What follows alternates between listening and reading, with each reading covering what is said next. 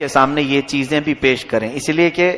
کچھ لوگوں نے یہ چیلنج کیا قرآن و حدیث سے یہ ثابت نہیں شب برات، یہ جھوٹا الزام ہے، قرآن سے ثابت نہیں، حدیث سے ثابت نہیں۔ سب سے پہلے میں نے خطبے کے بعد آیت پڑھی، اللہ تعالیٰ فرماتا ہے یہ 26ویں پارے کی آیت، حامیم والکتاب المبین، 25ویں پارے میں، انا انزلناہ فی لیلۃ مبارکۃ انا کنا منذرین، اللہ فرماتا ہے اور کتاب مبین کی قسم، اللہ تعالیٰ نے قرآن عظیم کی قسم یاد فرمائی، اس کے بعد فرماتا ہے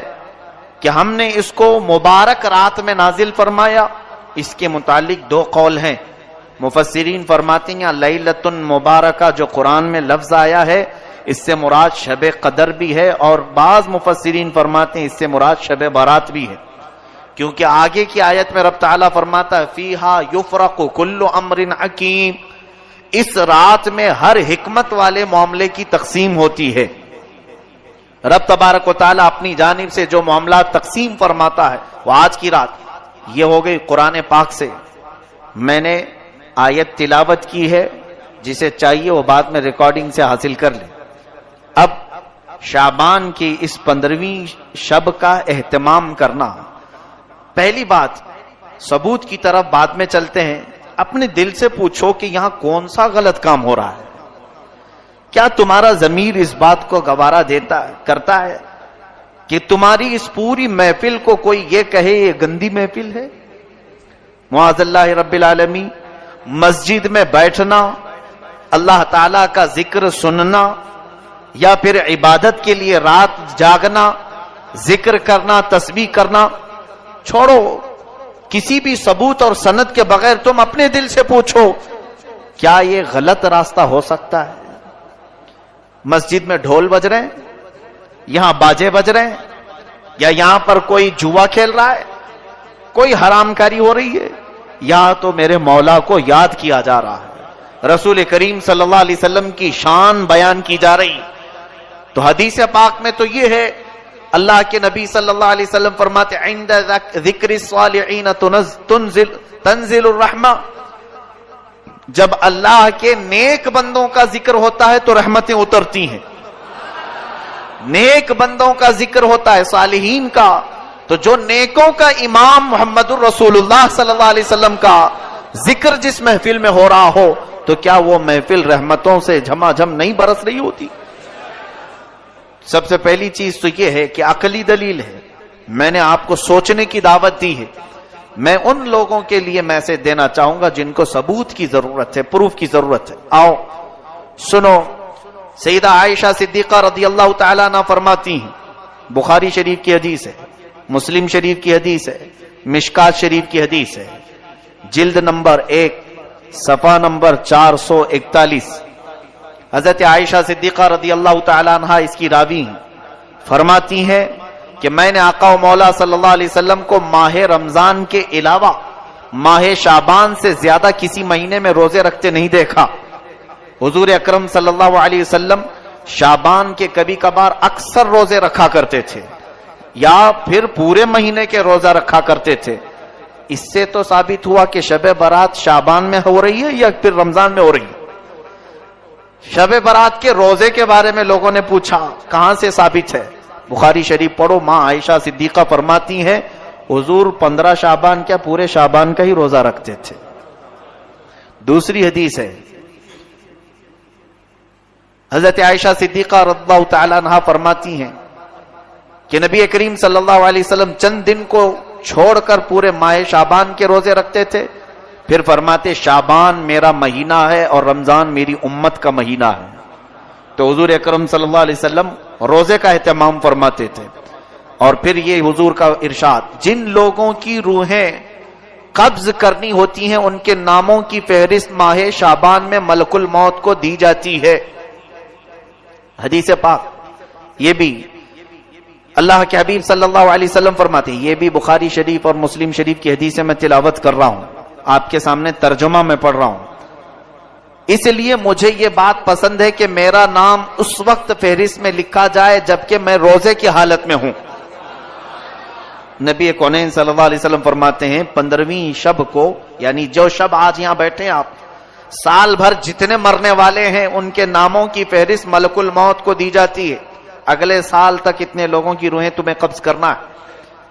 تو حضور پاک صلی اللہ علیہ وسلم فرماتے ہیں میرا نام اگر فہرست میں لکھا جا رہا ہو تو اس حالت میں لکھا جائے کہ میں روزے کی حالت میں ہوں یا میں عبادت کی حالت میں ہوں۔ پھر حضور اکرم صلی اللہ علیہ وسلم فرماتے ہیں 15ویں شعبان کی رات کو مرنے والوں کے ناموں کی فہرست تیار کی جاتی ہے۔ حضور صلی اللہ علیہ وسلم کے ارشاد سے معلوم ہوتا ہے اگرچہ رات کے وقت روزہ نہیں ہوتا، اس کے باوجود روزہ دار لکھے جانے کا ثواب تو ضرور دیا جائے گا۔ اب شب برات کے متعلق حضرت عطا بن یسار رضی اللہ تعالی عنہ فرماتے ہیں لیلۃ القدر کے بعد شعبان کی 15ویں شب سے افضل کوئی رات نہیں۔ یہ تابعی ہیں، کتاب کا نام ہے لطائف المعارف، صفحہ 145۔ اس کے بعد حضور اکرم صلی اللہ تعالی علیہ وسلم کی طرف سے جو یہ رات جاگنے کے متعلق، عبادت کے متعلق، اب سنیے کچھ اور دلیلیں۔ ایک بڑی حدیث ہے، حضور پاک صلی اللہ تعالی علیہ وسلم زیارت قبور کے لیے بھی تشریف لے جایا کرتے تھے، اور اس رات کو جانے کے متعلق بھی 2 حدیثیں میں آپ کے سامنے تلاوت کرتا ہوں۔ علامہ ابن الحاج مالکی رحمۃ اللہ علیہ شب برات کے متعلق لکھتے ہیں کوئی شک نہیں کہ یہ رات بڑی بابرکت ہے۔ یہ ابن الحاج مالکی رحمۃ اللہ علیہ اس زمانے کے نہیں، کافی زمانے پہلے کے، اور مالکی مذہب کے سب سے بڑے امام ہیں علامہ ابن الحاج۔ فرماتے ہمارے بزرگوں کا یہ طریقہ رہا ہے کہ اس رات کی بہت تعظیم کرتے تھے، اس کے آنے سے قبل اس کے لیے تیاری ایسی کرتے کہ جب وہ رات آ جاتی تو خوش اور جذبے سے اس کا استقبال کرتے اور پوری رات عبادت میں گزارا کرتے۔ المدخل کتاب کا نام ہے، جلد نمبر 1 صفحہ نمبر 392، یہ بھی موجود۔ علامہ ابن الحاج مالکی رحمۃ اللہ علیہ فرماتے ہیں ہمارے بزرگوں کا طریقہ رہا ہے۔ اب جن کے ہاں بزرگ ہے ہی نہیں ان کے لیے کوئی مسئلہ ہی نہیں، ہمارے ہاں بہت بزرگ ہیں، تو جن کو بزرگوں کے طریقے پر چلنا ہے تو اس کے لیے میں یہ دلیل پیش کر رہا ہوں، اور جس کو بزرگوں سے کوئی غرض ہی نہیں، خود ہی بزرگ بنا بیٹھا ہو، تو اس کے لیے کوئی دلیل کی ضرورت نہیں۔ اسے اگر میں یہ کہوں کہ میاں ابھی رات ہے تو وہ مجھ سے لڑ پڑے گا، نہیں سورج نکلا ہوا ہے، ایسوں کو دلیل کی ضرورت نہیں ہوتی۔ آقا و مولا صلی اللہ علیہ وسلم نے زیارت قبور کی متعلق جو حدیث پاک ہے، علامہ شیخ عبدالحق محدث دہلوی رحمۃ اللہ علیہ فرماتے ہیں جو شخص شعبان کی 15ویں رات میں شب بیداری کرے تو یہ فعل احادیث کی مطابقت میں بالکل مستحب ہے۔ رسول کریم صلی اللہ علیہ وسلم کا یہ عمل بھی احادیث سے ثابت ہے کہ شب برات میں آپ مسلمانوں کی دعائے مغفرت کے لیے قبرستان تشریف لے جاتے تھے۔ یہ علامہ شیخ عبدالحق محدث دہلوی رحمۃ اللہ علیہ اس بزرگ کا نام میں لے رہا ہوں جن کے متعلق تمام دیوبندی حضرات کا بھی اتفاق ہے، اہل حدیث جماعت کا بھی اتفاق ہے، اہل سنت و جماعت بھی شیخ عبدالحق محدث دہلوی کو اپنا امام تسلیم کرتے ہیں۔ وہ بغیر اختلاف کے لوگوں کے نزدیک بالکل مستند عالم دین ہیں، ان کی بات میں نے یہاں پر پیش کی۔ آپ فرماتے ہیں کہ ہر 15ویں شب شعبان کی رسول کریم صلی اللہ علیہ وسلم قبرستان تشریف لے جایا کرتے تھے۔ اس کے علاوہ غوث پاک کی لکھی ہوئی کتاب ہے، سرکار شیخ عبد القادر جیلانی رضی اللہ تعالی، ہمارے لیے اتنی دلیل بہت بڑی ہے، بلکہ ہمارے لیے تو بس اتنی بات ہے کہ محلے کا امام کہہ دے تو بھی ہم چل پڑتے ہیں۔